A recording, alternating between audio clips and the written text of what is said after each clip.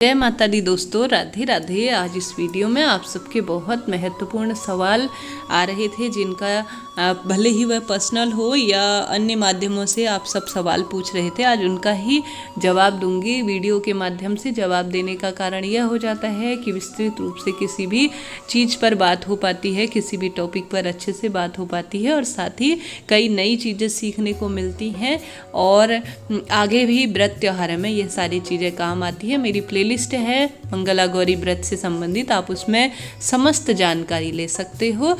कुछ महत्वपूर्ण जो सवाल मुझे अच्छे लगे, इम्पोर्टेंट लगे, उनका ही मैं आज जवाब देने की कोशिश करूंगी। हालांकि मैं अन्य माध्यमों से आप सबसे बात करते रहती हूँ, जवाब दे देती हूँ।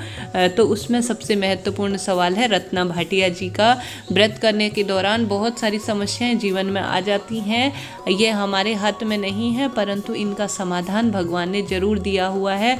रत्ना जी का सवाल था, मैम मैंने आज 16 मंगलवार का संकल्प लिया है, लेकिन कई कारणों से मैं मंगलवार के व्रत जो यह है वह नहीं कर पा रही हूँ। क्या संकल्प बदला जा सकता है? जहाँ तक मैंने पढ़ी हैं, बातें सुनी हैं या अन्य अपने से ज़्यादा जानकार लोगों से पूछी हैं, कभी भी जो एक संकल्प लिया गया है उसे हमेशा पूर्ण करना चाहिए। आपने सुना भी होगा, मैंने इस व्रत का संकल्प लिया है, मैंने यह कसम खाई है तो मुझे यह चीज़ पूरी करनी है।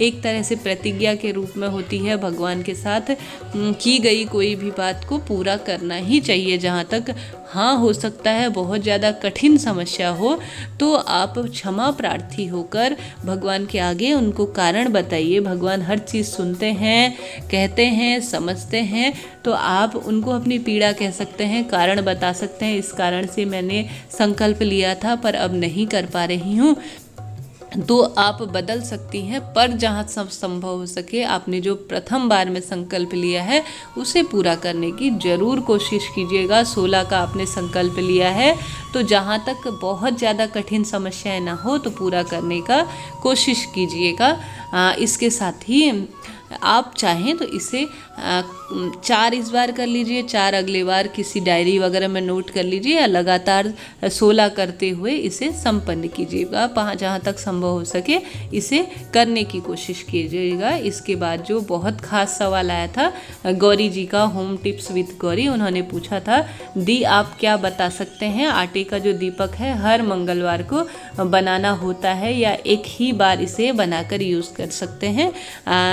गौरी जी, मैं आपको बताना चाहूँगी, जो यह आटे का 16 बातियों का जो यह दीपक होता है, चौमुखा होता है, यह 4 दिशाओं को रिप्रेजेंट करता है। 4 दिशाएं इसमें होती है और 16 जो मातृकाएं होती हैं उनसे संबंधित होती हैं। विशेष रूप से इसका ग्रह नक्षत्रों से संबंध होता है। जो यह आटे का दीपक होता है 4 दिशाओं को समर्पित होता है, देवताओं को, पितरों को, और विशेष रूप से इसका विशेष महत्व होता है। इस व्रत में जहाँ तक संभव हो सके हर मंगलवार मंगला गौरी व्रत के दिन नया आटे का दीपक बनाने की कोशिश कीजिएगा। ग्रह दशाएं विशेष रूप से इससे मजबूत होती है। देवताओं के, पितरों के नाम का यह दीपक होता है। इससे आप मनोकामना की पूर्ति का दीपक भी कह सकते हैं। इस व्रत को आप विशेष रूप से हर मंगलवार को बनाइएगा। इसके बाद जो सवाल आया था वह आया था पीरियड से संबंधित, जो कि हर महिला को हर महीने सामना करना पड़ता है। तो उनमें एक बहुत महत्वपूर्ण सवाल आया था, उन्होंने पूछा था, मैं पीरियड से हूँ, क्या इस व्रत को छोड़ दूँ, या इस दिन का अगर मैं व्रत करती हूँ तो क्या यह काउंट होगा?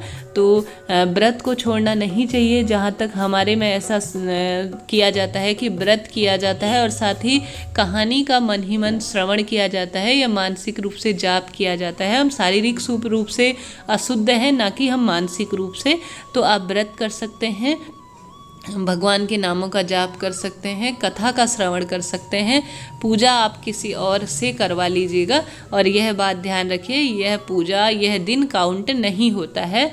तो आप एक बात ध्यान रखिएगा, व्रत इत्यादि कर सकते हैं, यह व्रत काउंट नहीं होगा। इसके बाद सवाल आया था मोहित जी का। मोहित जी ने पूछा था, बहन जी क्या मंगला गौरी का व्रत बॉय भी रख सकते हैं?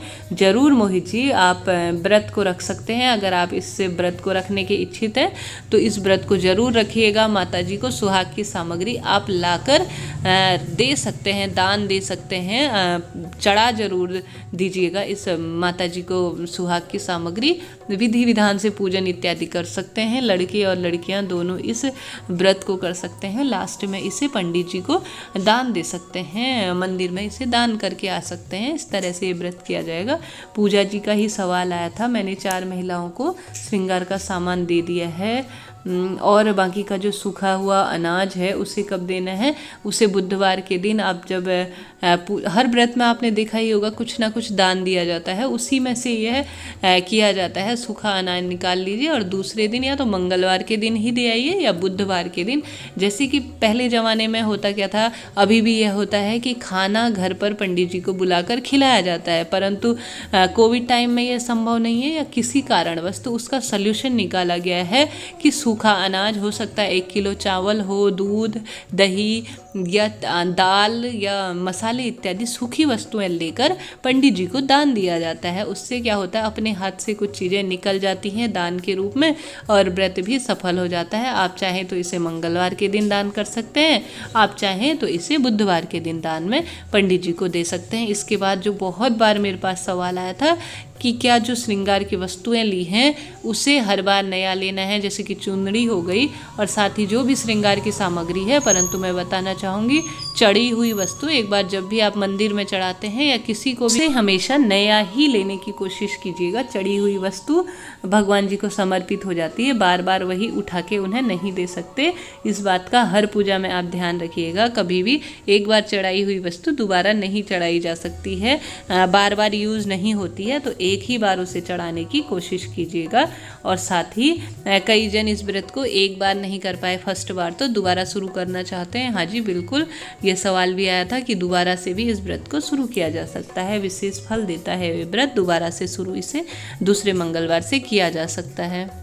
और साथ ही इसमें ही एक महत्वपूर्ण सवाल आया था कि क्या इसकी पूजा मंगला गौरी व्रत की सुबह करनी चाहिए या शाम को करनी चाहिए।